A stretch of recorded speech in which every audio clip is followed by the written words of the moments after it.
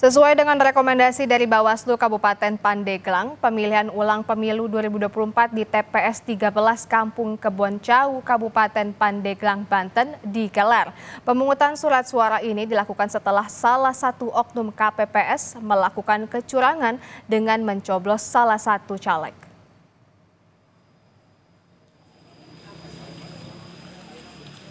Antusiasme warga di Kampung Kebon-Cau, Kabupaten Pandeglang, Banten masih sangat besar untuk memberikan suaranya pada pemilu 2024 meskipun pemungutan suara harus diulang.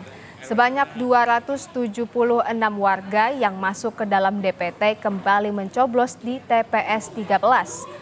Pemungutan suara ulang ini diawasi dengan ketat oleh Bawaslu Kabupaten Pandeglang untuk menghindari kecurangan seperti yang dilakukan oleh salah satu petugas KPPS yang mencoblos salah satu caleg pada pemungutan suara pada tanggal 14 Februari kemarin. Sementara itu terkait dengan petugas KPPS yang bertugas masih tetap sama dan hanya mengganti satu petugas dari KPPS terdekat.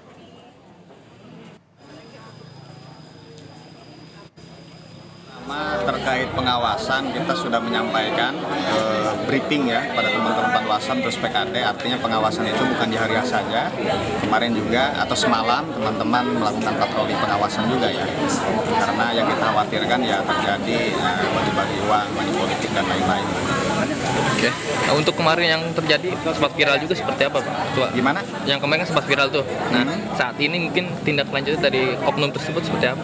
Sejauh ini kita memang kemarin baru pembahasan konteks PSU-nya ya, kaitan soal apakah kemudian oknum KPPS ini masuk pada unsur pidana atau tidak, nanti kita kaji kembali. Oke. Karena jeda waktu PSU ini kan argonya itu 10 hari sejak menghitung, maka kita terlebih dahulu menyampaikan rekomendasi terkait PSU. Sementara itu, Saudara, di Sunterjaya, Tanjung Priuk, Jakarta Utara terjadi kesalahan penempatan surat suara saat pemungutan suara susulan di TPS 147.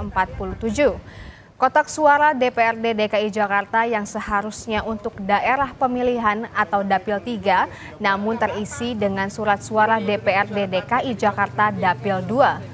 Selain itu, ada sebanyak 18 lembar surat suara yang sudah tercoblos oleh pemilih di TPS 147. Dengan adanya kesalahan ini, petugas menarik surat suara yang berbeda dapil itu untuk disegel dan dinyatakan tidak sah, serta mengirimkan kembali 100 lembar surat suara dengan dapil yang sesuai. Para pemilih yang sempat mencoblos surat suara berbeda dapil sudah dipanggil kembali dan sebagian besar dari mereka telah mencoblos surat suara yang sesuai dengan dapilnya.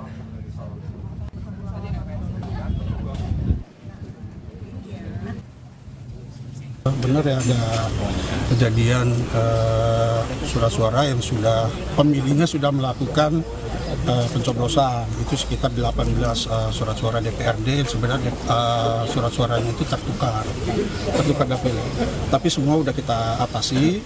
Kita minta berkoordinasi kepada KPU untuk mengganti surat suara tersebut, dan itu disaksikan seluruh saksi-saksi yang hadir saat itu ya. Jadi itu intinya persoalannya semua sudah selesai.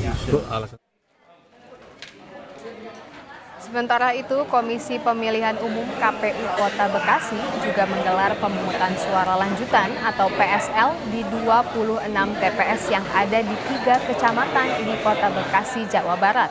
Pemungutan suara hanya dilakukan untuk pemilihan calon anggota legislatif DPRD Provinsi Jawa Barat.